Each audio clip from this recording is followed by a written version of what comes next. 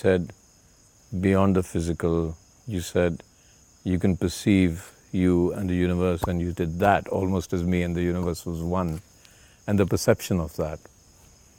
So most of us can intellectualize the idea of the universe. We can't, and we can't experience it. And between the intellectualization of it and the experience of it, you were telling me that all of the Bhairavi and the windows that are opened, I am getting closer to my relationship with the universe. Can you describe that between the intellectualizing and the experiencing of it, and where my relationship exists?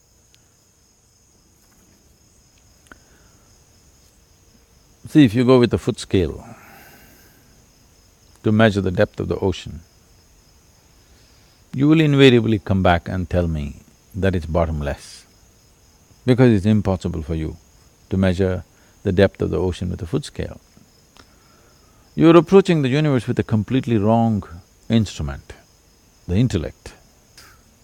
Your intellect itself is an instrument which can only dissect and know things.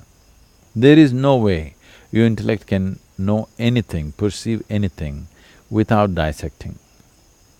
Without prior information about it, you cannot know. If you see anything new, there is no way for you to know. Now you really want to know your daughter, would you like to dissect her? No. No. That's definitely not the way. But with intellect, you can only dissect her. You'll call it analyzing, but it's dissection. Yes.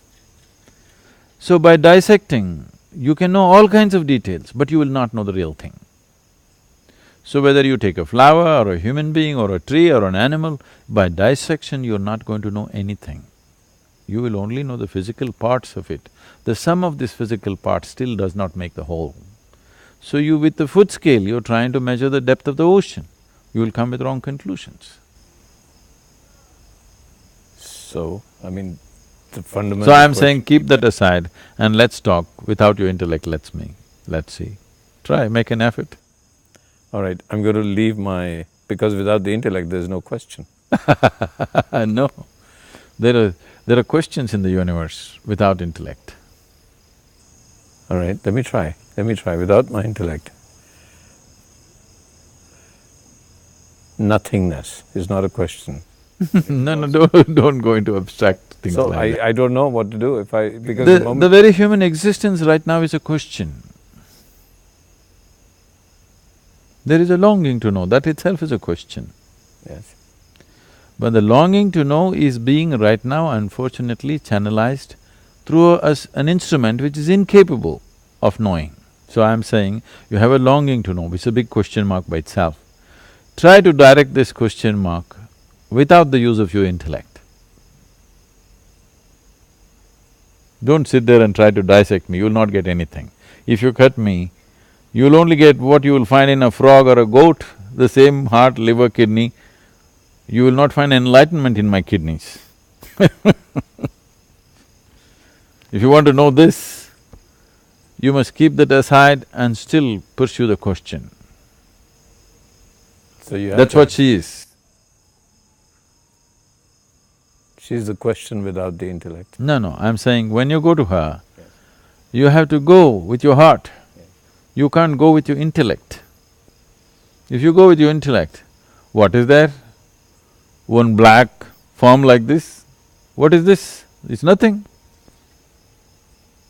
But you ask people who just walked in, it just hits them. It's an explosion of energy. But if you go there with your intellect, what is there? Simply madness. So is madness wrong?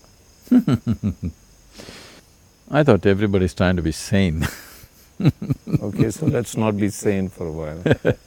Let's be mad. The thing is, human beings are always trying to do mildly insane things because their sanity is so restrictive. their sanity is just crushing them within themselves. So they want to do something crazy. They're not trying to do something crazy, they're trying to break the trap of their own intellect. Intellect thinks logically. Within the frame of the logic, they feel trapped, but they don't understand it is they who are building the trap. Even a spider has the intelligence to build a trap for somebody else, not for himself. Right. Human beings using their fine instrument of an intellect and building a trap for themselves, and they feel trapped in that logic. Now they want to do something crazy.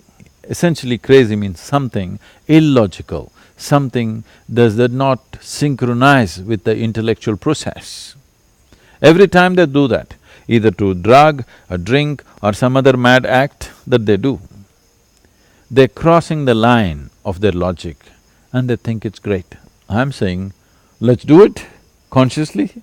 You don't have to do any insane risky thing, you can sit here and live that.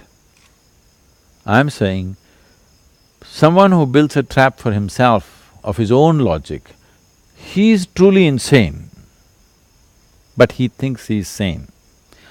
Your very concept of sanity has to change.